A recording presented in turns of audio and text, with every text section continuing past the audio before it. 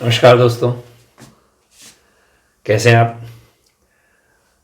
देखिए, RPSC college lecturer के जो पास्ट एग्ज़ाम के क्वेश्चन है उसमें हमने 1 से लेकर 25 तक क्वेश्चन कर लिए थे। आज 26 से लेकर 50 तक के क्वेश्चन हम करने वाले हैं।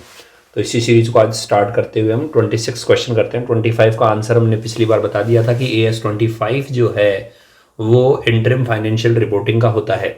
इंटेंजिबल एसेट का 26 होता है, गुडविल का भी 26 होता है, वैल्यूएशन ऑफ इन्वेंट्री का 2 होता है। तो इसका आंसर है 1।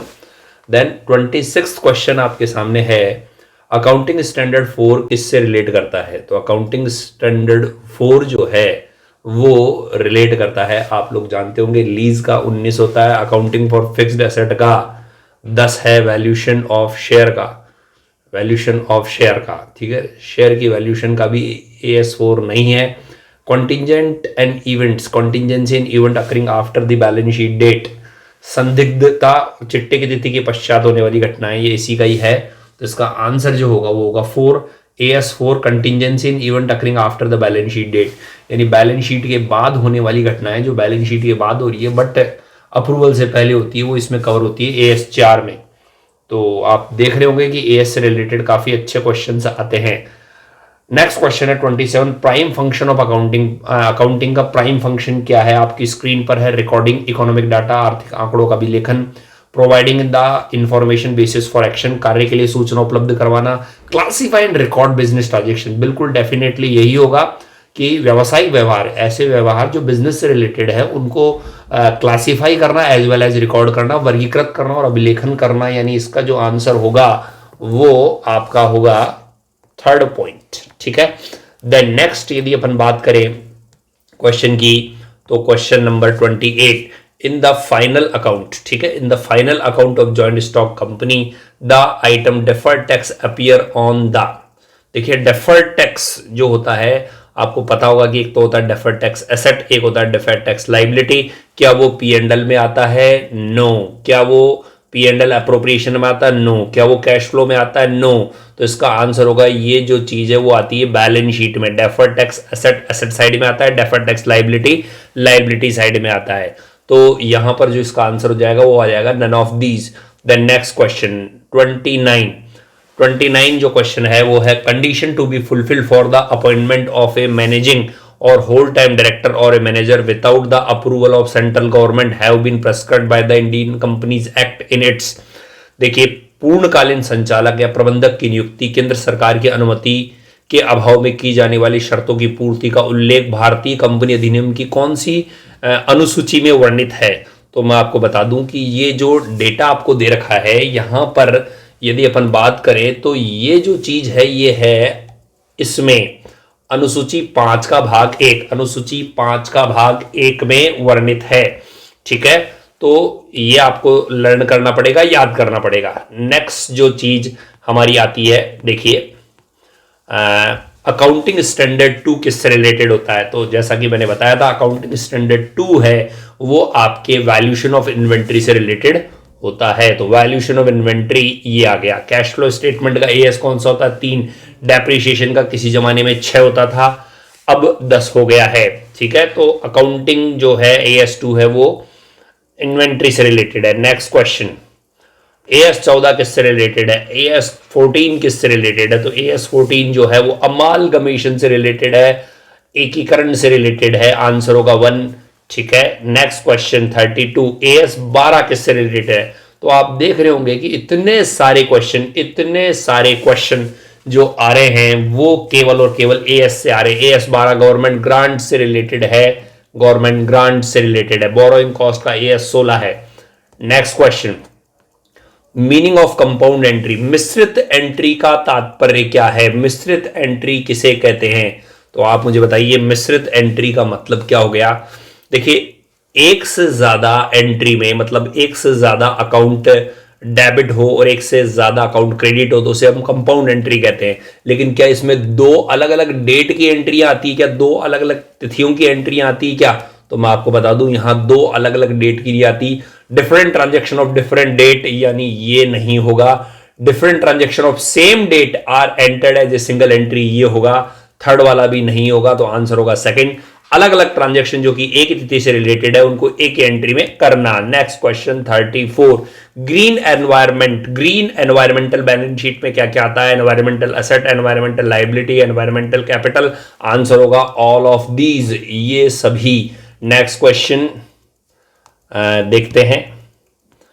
National environment protection act pass in India, national environment protection act India में कब पास हुआ? तो 1986 में पास हुआ। Answer 3। Then next question, balance of capital reduction account को हम कहां पर भेजते हैं? Balance of capital reduction account जो होता है वो कैपिटल रिजर्व अकाउंट में जाता है। इसका आंसर होगा सेकंड, कैपिटल पूंजी संचय खाते में जाता है। नेक्स्ट क्वेश्चन है, which of the following statement is true? कौन सा स्टेटमेंट ट्रू है? Post acquisition profit subsidiary company का कैपिटल प्रॉफिट होता है? नो, कैपिटल नहीं होता, रेवेन्यू होता है, तो ये तो गलत है।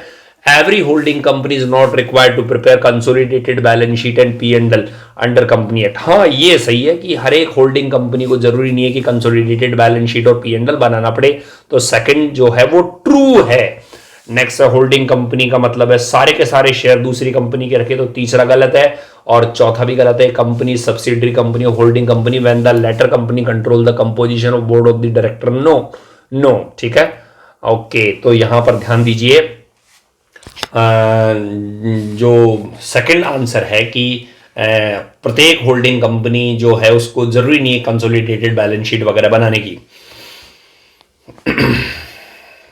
ओके, नेक्स्ट है, balance sheet of debenture sinking fund account is transfer to, debenture sinking fund account का बैलेंस कहां ट्रांसफर होता है? तो जनरल रिजर्व अकाउंट में। आंसर होगा 1। Next, time interval between date of preparing balance sheet of a holding company and subsidiary company, तो बताइए इसमें पीरियड कितना होता है? तो इसमें पीरियड होता है not more than 6 month, not more than 6 month, ठीक है, second answer. Next question, the amount of investment in subsidiary company is more than nominal value of share capital acquired by holding company, difference is, यदि आप ज्यादा value पर share खरीद रहे हो किसी कंपनी के, तो ज्यादा पैसे आप किस चीज के दे रहे हो? तो आंसर होगा गुडविल के पैसे दिए जाएंगे, कैपिटल रिजर्व नहीं, कैपिटल इनकम नहीं, गुडविल के। नेक्स्ट है, basic concept related to balance sheet are, balance sheet के कॉन्सेप्ट कौन से होंगे? Cost concept, business entity concept, accounting period concept. तो आंसर होगा दोनों कॉन्सेप्ट, कॉस्ट कॉन्सेप्ट भी और बिजनेस एंटिटी कॉन्सेप्ट भी। आंसर है 4। नेक्स्ट क्वेश्चन, P&L का बेसिक कॉन्सेप्ट कौन सा है? Realisation concept, matching concept, cost concept, realisation और मैचिंग। तो रियलाइजेशन कॉन्सेप्ट भी है और मैचिंग कॉन्सेप्ट भी है। आंसर है 4, 42 का आंसर है 4। Next question, accounting does not record non financial transaction because, लेखांकन में गैर वित्तीय व्यवहार नहीं रिकॉर्ड होते हैं, किस कारण से? तो आंसर है एंटिटी कंसेप्ट नहीं, अक्रूवल नहीं, कॉस्ट नहीं, मनी मेजरमेंट कंसेप्ट, ये आंसर सही है, मुद्रा मापांकन अवधारणा के कारण। नेक्स्ट क्वेश्चन, कैपिटल इज शोर अंडर लाइबिलिटी, कैपिटल जो है वो लाइबिलिटी पक्ष में शो होती है, कौन से कॉन्सेप्ट के कारण? कंजर्वेटिव रूढ़िवादिता के कारण नहीं, अक्रूवल के कारण नहीं, एंटिटी के कारण, पृथक अस्तित्व की अवधारणा, अस्तित्व संबंधी अवधारणा के कारण, यस, तो इसका आंसर होगा 3। Next question, which of the following is not a deferred revenue expenditure, आस्थगित आयगत का कौन सा उदाहरण नहीं है?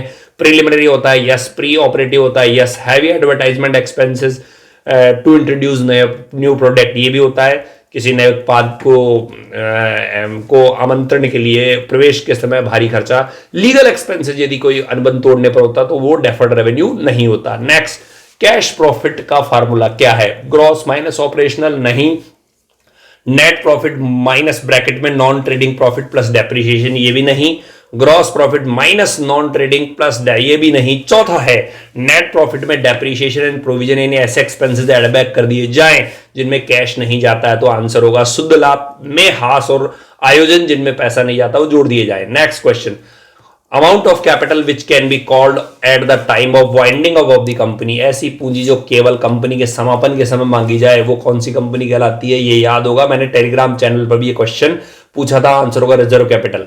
यदि आप हमारे टेलीग्राम चैनल में डेली एमसीक्यूज, प्रतिदिन के एमसीक्यूज करना चाहते हैं तो नीचे दिए गए डिस्क्रिप्शन बॉक्स में नीचे दिए गए पर आप लिंक करके इसे देख सकते हैं। हमारी क्लासेस जो ऑनलाइन होगी, पेड क्लासेस होगी, वो पाठशाला एप्लीकेशन पर दिसंबर फर्स्ट वीक से अवेलेबल हो जाएगी, तो आप वहां पर भी पूरा कोर्स इसका परचेज कर सकते हैं। नेक्स्ट क्वेश्चन, तो 47 का रिजर्व कैपिटल हो जाएगा।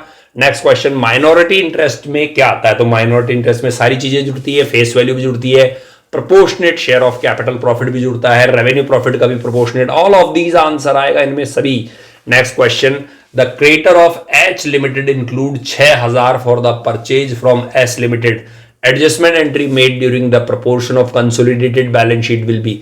देखिए, एक की बुक्स में क्रेडिटर है, एक की बुक्स में डेटर है, तो दोनों की बुक्स में कम कर देंगे, तो क्रेडिटर को डेबिट कर देंगे और डेटर को क्रेडिट कर देंगे, तो reduce debtor as well as creditor. तो आंसर होगा इसका 4 सही। केवल डेटर नहीं, केवल क्रेडिटर कम नहीं, इंक्रीज तो सवाल ही नहीं, दोनों कम होंगे, डेटर भी और क्रेडिटर भी, तो 4 आंसर आ जाएगा। और लास्ट क्वेश्चन, एग्जिस्टिंग 1000 शेयर थे 100 रुपए वाले, उनको बदल करके 10,000 शेयर 10 रुपए वाले में कर दिया गया, इसे हम क्या बोलेंगे? Consolidation, sub division, conversion, surrender. तो आंसर होगा सब डिवीजन। ध्यान रखना, सब डिवीजन में हाई डिनोमिनेशन वाला शेयर लो डिनोमिनेशन बदल जाता है, यदि इसका उल्टा होता तो वो कंसोलिडेशन कराता है। इसी के साथ हमने 1 से लेकर 50 तक के फाइनेंशियल अकाउंटिंग के क्वेश्चन की श्रृंखला खत्म कर ली है। ये हमने थोड़ा फास्ट फॉरवर्ड बनाया है क्योंकि यूट्यूब पर बच्चों की डिमांड रहती है थोड़ा सा स्पीडली वीडियो बनाया जाए, ठीक है। हम हमारी क्लास में बाकायदा क्लासरूम स्टाइल से पढ़ाते हैं, तो यदि आप हमारा पेड कोर्स लेना चाहते हैं तो दिसंबर 1 वीक से पाठशाला क्लासेज एप्लीकेशन, जिसका लिंक भी डिस्क्रिप्शन में दे रखा है, वहां जाकर देख सकते हैं। Okay, tata, bye bye, thank you very much.